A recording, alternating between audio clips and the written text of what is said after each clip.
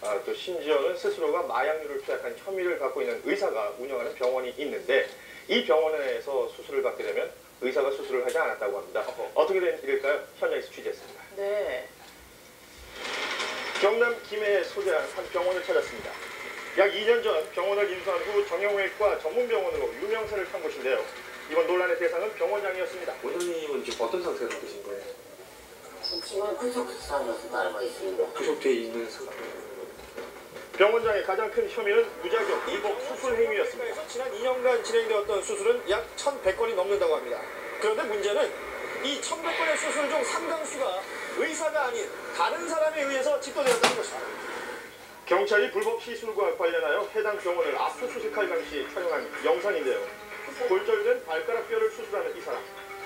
놀랍게도 의사가 아니었습니다.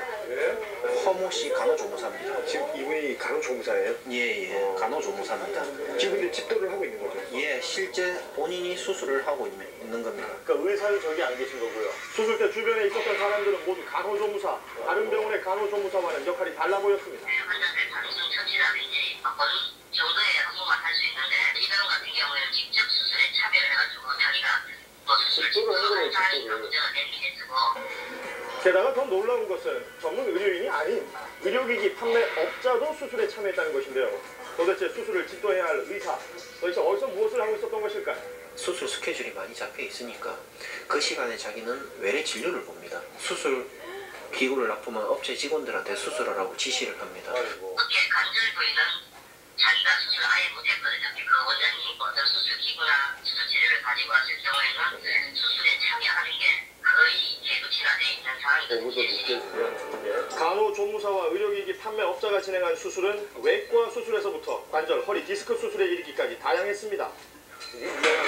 문제 병원의 의료기기를 납품한 업체를 찾아가 봤는데요. 의료인도 아닌 의료기기 납품업체 사람이 수술실에는 어떻게 들어갔을까요?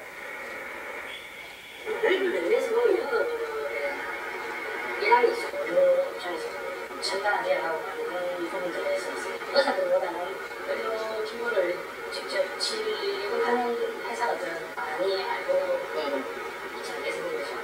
그럼 이 수술방에는 의사가 없었던 겁니까? 의사도 있긴 있었습니다. 네. 새로 온 의사입니다. 이미 의사예요 지금? 예, 의사입니다. 정형외과 의사인데 수술은 하지 않고 뒤에서 보고 있는 겁니다. 참관을 하고 있는 거예요? 그렇죠. 지금 이분은 지금 마스크도 안 쓰고 예, 수술 장갑 같은 것도 저기 착용을 안 했어요. 예. 병원장은 환자들이 눈치채지 못하게 아주 간단한 수술에도 불구하고 위험천만한 전신 마취를 시행했습니다. 실제는 우리 보통 발에 피는 있지 않습니까? 네네. 피는 생긴 것도 전신마취로 수술하시는 경우. 네? 아하. 이게 말이 왜 그래야 되죠? 자신도 모르는 사이 간호조무사와 의료기기 판매업체 직원에게 수술을 받은 환자들 심각한 후유증에 시달리고 있었습니다. 아이고. 여기 뒤로 안 되고, 여기는 안 되고. 수술 안 하시죠? 이게 여기만 아픈 게 아니고 이 등으로 해서 여기 뒤에를 해서 온 전신이 아프거든요. 남의 다리 삐뚤어졌다 해가지고 그 무슨 좀 다리를 세워라 했어요. 나중에 그 얘기 듣고 난 진짜 기가 막히다. 더욱 충격적인 것은 병원장과 환자들이 짜고 허위 진단서를 발급하는 등 보험 사기까지 한 혐의를 받고 있는 것인데요. 평균적으로 30에서 50만 원까지 수수료를 준 것으로 확인됐고, 심지어 병원장은 상습적으로 마약류를 투약한 혐의까지 추가로 받고 있습니다. 불법 수술과 갖가지 비리로 먹는 병원장을 비롯하여 이번 사건에 연루된 인원 총 11명이 검거됐습니다. 저기로 말하면 사기당한 거죠. 우리는 싫은 대상이다. 이제 그런 기분이 들죠.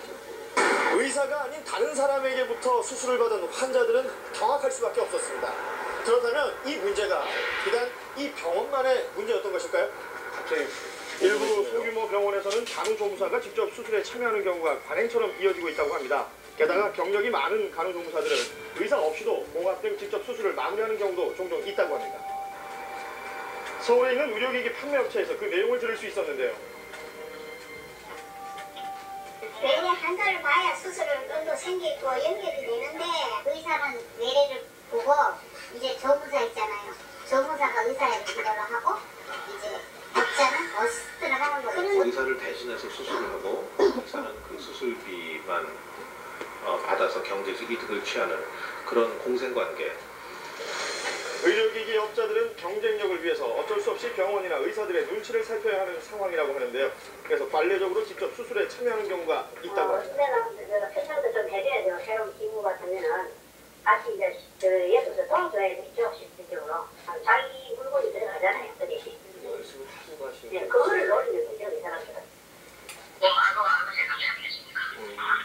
재료만 납품을 하고 그 재료를 가지고 수술실에 의사만 딱 들어가서 한다. 네. 그런 경우는 거의 없습니다. 실질적으로 그냥 서포터 해주는 케이스도 있고 낯서서 자기들이 집도하는 케이스도 있고. 폐쇄된 공간이라는 병원의 특성상 그 속에서 일어나는 일은 한정적인 사람들만 알고 있는 비밀일지도 모릅니다. 하지만 결국 그 위험성은 고스란히 환자에게 돌아가게 될 것입니다. 수술 보조하는 간호사들은 누가 수술하는지 뻔히 알면서도 침묵을 했다는 것이거든요. 이런 불법 의료 행위를 좀 고발할 수 있는 체제가 필요하다고 생각이 듭니다. 가장 답답한 것은 이런 불법 의료 행위를 어디에 고발해야 될지 모른다는 사실입니다. 이 병원에서만 일어나는 일, 환자들은 의료진을 믿고 이 병원을 찾아가는 것일 텐데요. 부디 환자들이 더 많은 피해를 입지 않아야겠습니다. 네, 정말 충격적이네요. 큰일 나겠습니다. 공장도 아니고 네. 관리 감독분도